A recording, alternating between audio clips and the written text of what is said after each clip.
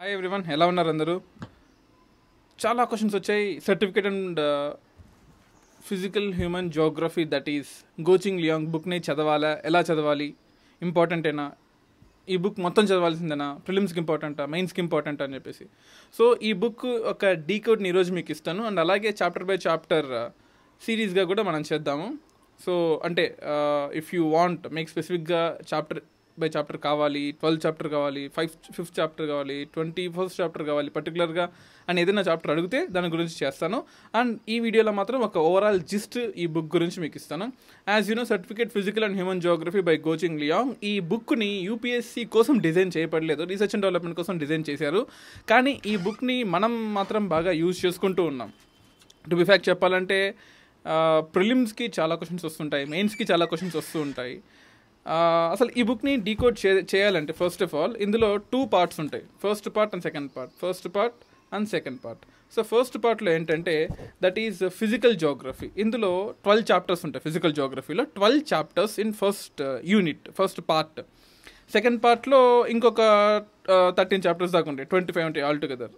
So first 12 chapters ఒక ఎత్తు అయితే నెక్స్ట్ 13 నుంచి 25 ఒక ఎత్తు. ఒక సింపుల్ ట్రిక్ చెప్తాను.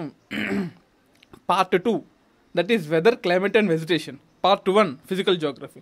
పార్ట్ 2లో 15th చాప్టర్ ఒక్కటి పర్ఫెక్ట్గా నేర్చుకుంటే 15 to 25, 15, 16, 17, 18, 19, 20, 21, 22, 23, 24, 25 వరకు కూడా ఈజీగా వితిన్ 10 minutesలో అయిపోతుంది. 15 చాప్టర్ ఒక్కటి ఒక 1 hour, 1.5 hour నీట్గా కూర్చొని E to Z మొత్తం నేర్చుకుంటే, 15 చాప్టర్ ఒక్కటి నేర్చుకుంటే రిమైనింగ్ 10 to 12 చాప్టర్స్ ఈజీగా అవలీలుగా నేర్చుకోవచ్చు. వితిన్ మిగతా అన్ని చాప్టర్స్ కలిపి 1 hourలో నేర్చుకోవచ్చు. ఒక చాప్టర్కి 10 minutes, 5 minutes ఇచ్చుకుంటాడు based on your learning capacity. అదెలా సార్, అదెలా చేయొచ్చు అంటారా? నేను మీకు ఎక్స్ప్లెయిన్ చేస్తాను. 15 చాప్టర్ ఎక్స్ప్లెయిన్ చేస్తాను. ఇంకేదైనా చాప్టర్ మీకు డౌట్ ఉండి, సార్ ఈ చాప్టర్ ఎక్స్ప్లెయిన్ చేయండి, మన యూపీఎస్సీ రేడియో పాడ్కాస్ట్లో ఎక్స్ప్లెయిన్ చేయండి అన్నా సరే, I will explain you this. So నేను ఈ బుక్ మొత్తాన్ని మీకు డీకోడ్ చేసి చెప్పట్లేదు, I'm giving you the gist. ఈ బుక్లో ఉన్న జిస్ట్ మీకు ఇస్తున్నాను. So for example first chapter తీసుకుందాం, earth and the universe.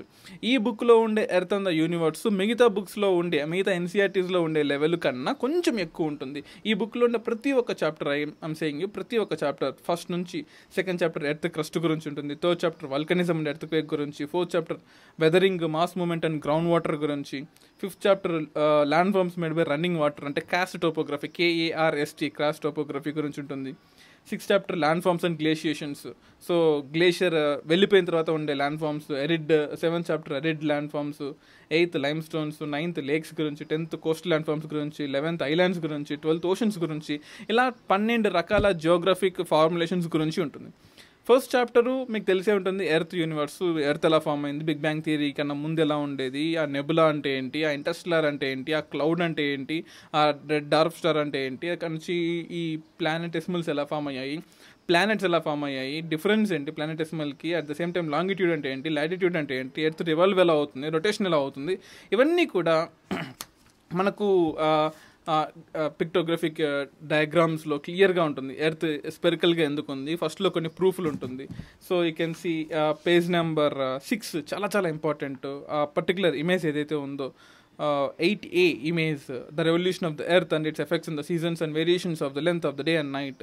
So earth అనేది 365 degrees 365 days తిరుగుతూ ఉంటే, అట్లా నార్త్, సౌత్, ఈస్ట్, వెస్ట్ అంటే when computer centre of the earth తిరుగుతున్నప్పుడు అది ఆర్కిటిక్ సర్కిల్ దగ్గర ఎలా ఉంటుంది, ఈక్వేటర్ దగ్గర ఎలా ఉంటుంది, డిఫరెంట్ డేట్స్ ఎలా ఉంటుంది, దాని మీద పడే సన్లైట్ ఇంపాక్ట్ ఎలా ఉంటుంది, వీటన్నిటి మీద ఉండే డయాగ్రామ్ ఒకటి. అలాగే ఫిగర్ నెంబర్ 12 అంటే పేజ్ నెంబర్ 9లో ఒక ఫిగర్ ఉంటుంది. న్యూయార్క్, లండన్, మద్రాస్ అని చెప్పేసి 3 సిటీస్ని తీసుకొని టైం డిఫరెన్సెస్ని క్యాలిక్యులేట్ చేయడం ఎలా చేయాలి అని చెప్పేసి. సో ఇలా ఫస్ట్ చాప్టర్ ఇంటర్నేషనల్ డేట్ లైన్తో ఎండ్ అయిపోతుంది. చాలా చాలా ఇంపార్టెంట్. దీని వెనకాల క్వశ్చన్ అండ్ ఆన్సర్స్ ఉన్నాయి. మనము చాప్టర్ బై చాప్టర్ అనాలిసిస్ చేసే ముందు క్వశ్చన్ ఆన్సర్స్ని కూడా మనం డిస్కస్ చేద్దాము. ఈ క్వశ్చన్ ఆన్సర్స్లో ప్రిలిమ్స్ పాయింట్ ఆఫ్ వ్యూలో అండ్ మెయిన్స్ పాయింట్ ఆఫ్ వ్యూలో కూడా మనం డిస్కస్ చేద్దాము, ఎలాగో మనం వీడియోస్ చేసే ముందు. అలాగే సెకండ్ చాప్టర్ వచ్చేసి ఎర్త్ క్రస్ట్ గురించి ఉంటుందమ్మా. ఎర్త్ క్రస్ట్ కూడా మనకు చాలా చాలా ఇంపార్టెంట్. ఎందుకంటే you are standing and earth crust. ఈ ఎర్త్ క్రస్ట్ మీద నువ్వు నిలబడుతూ ఈ క్రస్ట్ గురించి నేర్చుకోవాల్సిన అవసరం ఎంతైనా ఉంది కదా. సో అసలు రాక్స్ క్లాసిఫికేషన్ ఎలా ఉంటుంది, ఇగ్నియస్ రాక్ అంటే ఏంటి, సెడిమెంటరీ రాక్ అంటే ఏంటి, మెటమార్ఫిక్ రాక్ అంటే ఏంటి, అంటే ఈ హాల్ట్, మాల్టన్ లావా మొత్తం ఈ మ్యాగ్మా లోపల ఉన్నప్పుడు బయటకు వచ్చినప్పుడు లావా అంటాము. ఈ లావా అంతా కూల్ అయిపోయినప్పుడు ఫామ్ అయిన ఇగ్నియస్ రాక్ ఏంటి, ఆ రాకు ముక్కలు అయిపోయి చిన్న చిన్న పీసెస్గా పడిపోయినప్పుడు దాన్ని సెడిమెంటరీ రాక్ అంటాం. ఆ సెడిమెంటరీ రాక్ యొక్క ఫ్యూచర్స్ ఏంటి, అది మెకానికల్గా ఎలా సెడిమెంటరీ అవుతుంది, ఆర్గానికల్గా ఎలా సెడిమెంటరీ అవుతుంది, అండ్ కెమికల్గా ఎలా సెడిమెంటరీ అవుతుంది. అలాగే ఆ చిన్న చిన్న ముక్కలన్నీ మళ్ళీ గట్టిగా రాయిగా మారిపోతాయి. అంతే మన పొలకుండీల్లో కూడా కొన్ని రోజులు నీళ్ళు వేయకపోతే అది గట్టిపోతుంది కదా. అలాగే metamorphic racks over period of time కొన్ని వందల సంవత్సరాల తర్వాత ఆ రాక్స్ అనేది మెటమార్ఫిక్ ఎలా మారతాయి దాని గురించి.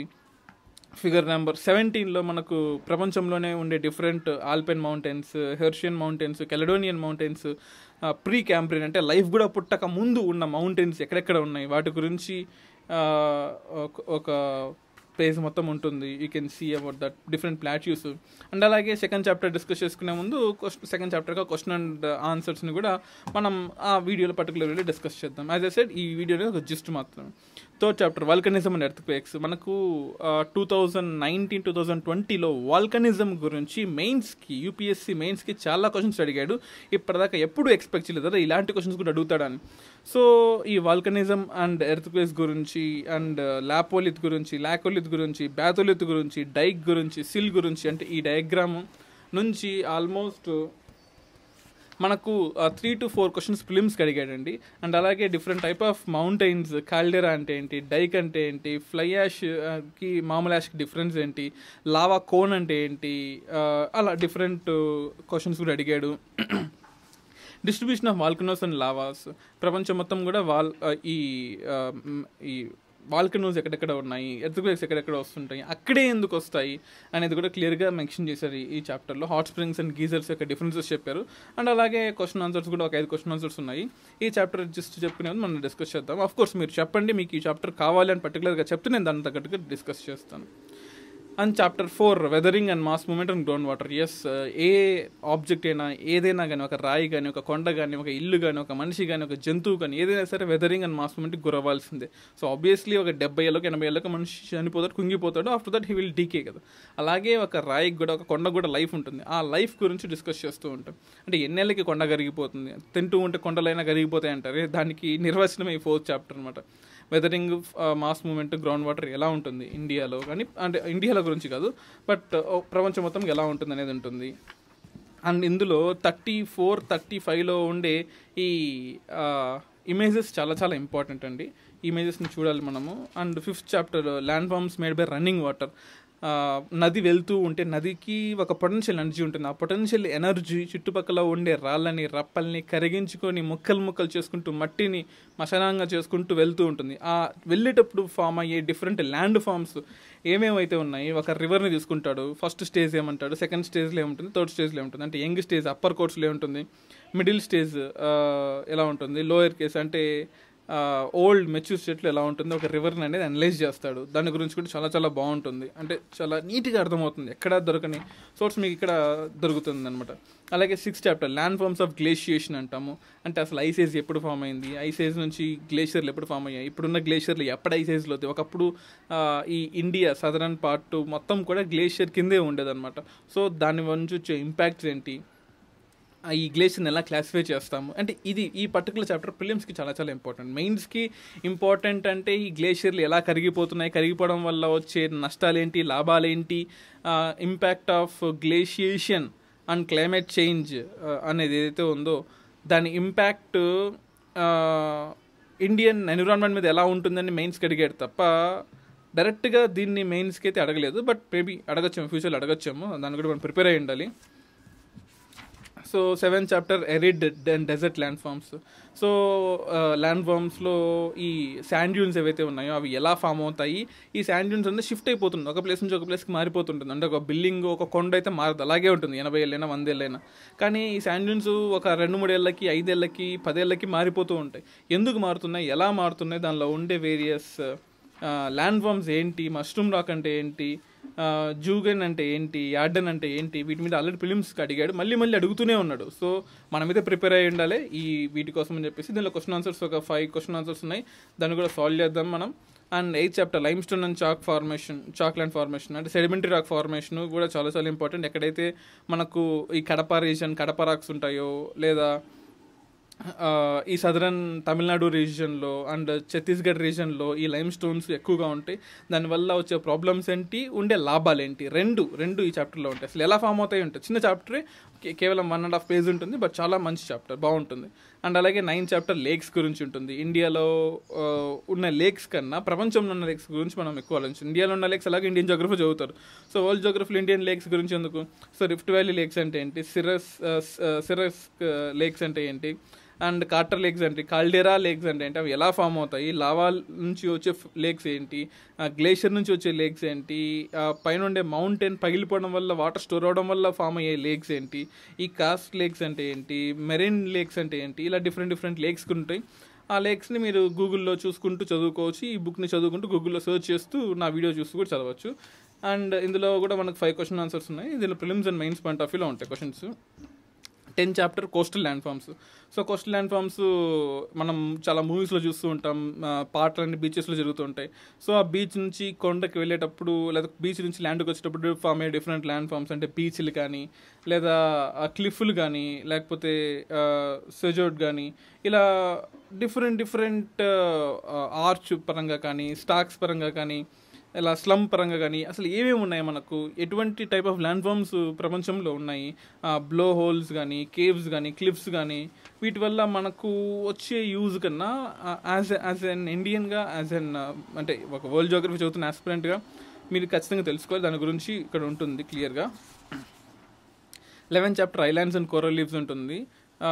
ఈ కోరల్ లీవ్స్ ఎన్విరాన్మెంట్లో చాలా ఉపయోగపడతాయి. మేబీ జోగ్రఫీలో క్వశ్చన్స్ అడగకపోవచ్చు, కానీ ఎన్విరాన్మెంట్లో మాత్రం ఐలాండ్స్, కోరల్ లీవ్స్లో క్వశ్చన్స్ అడుగుతాడు. అండ్ ఇక్కడున్న చాప్టర్ మాత్రం చాలా కాంప్లెక్స్గా ఉంటుంది. 1కి 2 సార్లు చదవండి, తప్పు చదవకుండా. టైం అయినా పర్లేదు, 2వ సార్లు 3వ సార్లు చదవండి. But I will explain with this. Question answers ఒక 5 క్వశ్చన్ ఆన్సర్స్ ఉన్నాయి.